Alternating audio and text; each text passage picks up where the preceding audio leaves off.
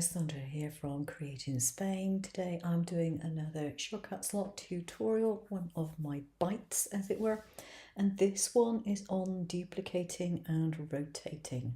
So I have a shape here, and what you want to do is go up to Object, and if you just click on the duplicate, well, I'll do it now for you.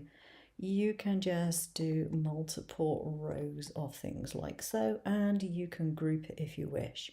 You can adjust the spacing between the rows, and basically that's it. That is pretty easy. So I'm just going to click on OK, and I'm going to move a whole bunch of these to one side because I'll probably use them for something else. There we go. So duplicate and rotate. Object, duplicate, rotated. So you can choose how they're duplicated. Number of copies, probably about 5 for example. Yeah, that will do nicely. Now I can do them clockwise, or I could do them counterclockwise. Obviously there won't be a difference in that particular instance. Just change that back. You can choose to rotate evenly or by a custom rotation of so many degrees.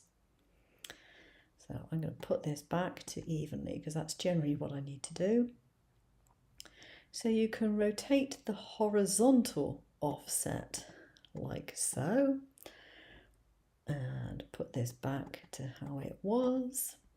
And you can rotate the vertical offset like so. There we go. And group it at the end of the day. If you're happy with what you've achieved, you can group it. And then when you move it, it will move all as one object. So that is the duplicate and rotate tool.